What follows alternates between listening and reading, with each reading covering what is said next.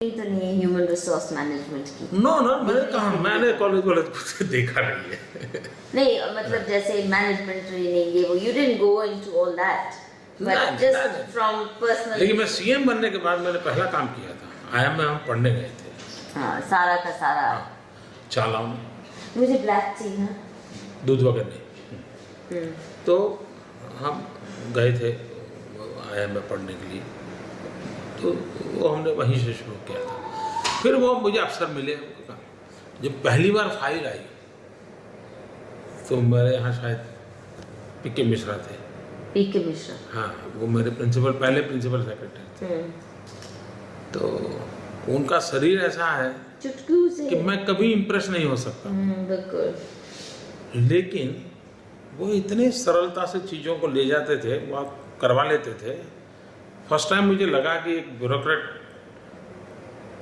क्या लाइफ होता है, वो मुझे समझने का अवसर मिला उनसे। उन्होंने मुझे बताया कि आपको यहाँ साइन करना है। मैंने क्या किया, फाइल दी तो मैं देखने लगा। फाइल लाए, मैं देखने लगा। मैंने कहा भाई इतना फाइल मैं कब पढ़ पाऊंगा, और आप तो कहते हैं साइन करो। मैंने कहा मैं पढ़े बिना साइन कैसे कर सकता हूँ। तो उसने मुझे समझाया कि साहब ये मेन चीज़ें होती हैं, आप इस पर नज़र कीजिए। तो मैंने पढ़ा तो मुझे समझ नहीं आया। मैंने कहा मुझे ब्रीफ कीजिए क्या होता है, कैसे, मुझे समझाइए आप। और मुझे याद है जैसे एक छोटे बच्चे को सिखाते हैं, मुझे वो पीके मिश्रा ने सिखाया था। फिर मैंने अपना जेब से पेन निकाली, बोले साहब आपकी पेन नहीं चलेगी, लाल कलर से करना पड़ेगा। वो पेन ले गए थे, इस कलर से करना पड़ेगा। तो मैंने पूछा ये कलर क्यों अलग मेरा, ये ग्रीन क्यों, ये बोले, सब मुझे समझाया कि इस लेवल का ऑफिसर इस कलर से साइन करता है। यानी मेरा इस प्रकार से मेरा शुरू हुआ। 3-4 दिन हुए होंगे और हमारे सीएस आए, कोई मैं समझता हूँ इससे भी ज़्यादा फाइलों का ढेर लेकर के आए होंगे, इससे भी ज़्यादा 15-20 किलो वेट होगा। प्यून आकर के मेरे टेबल पर रखा। फिर वो सीएस हमारे बैठे, सीएस बैठे, चीफ सेक्रेटरी। Chief secretary. उन्होंने मुझे फाइल दी, साहब ये नर्मदा की फाइल है। ये मुझे भूल गया, नर्मदा तो मुझे याद है, बाकी 3 फाइलें थी।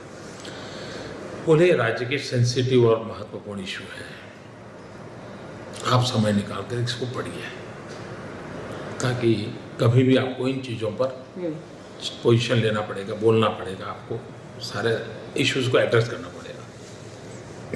मैं ऐसे ही उसकी हाइट देख रहा था फाइल की।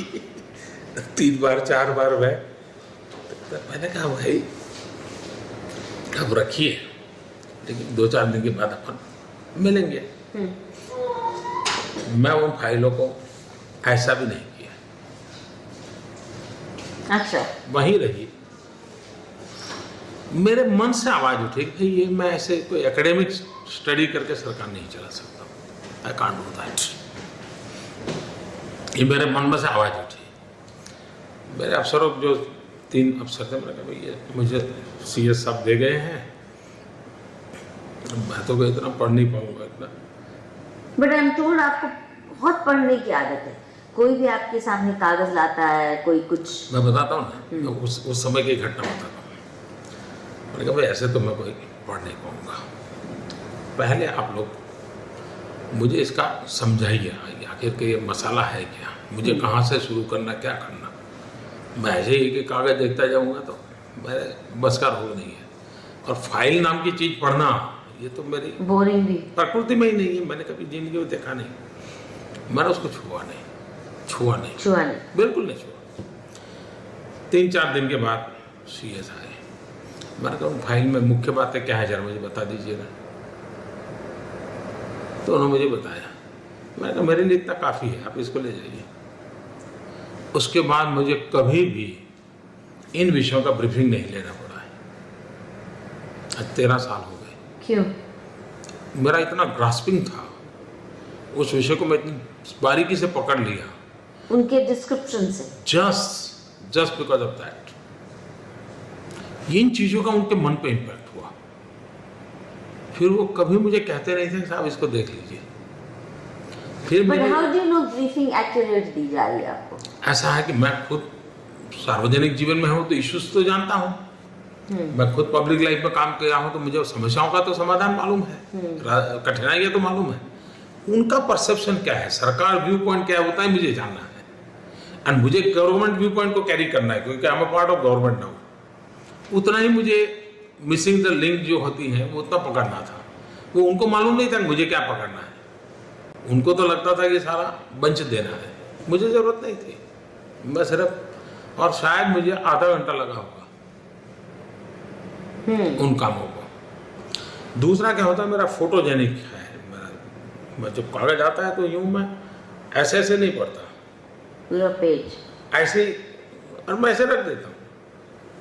और बाय एंड लार्ज मैं कभी अभी तक तो गलत नहीं निकला हूँ, बाय एंड लार्ज मैं उसी से चला।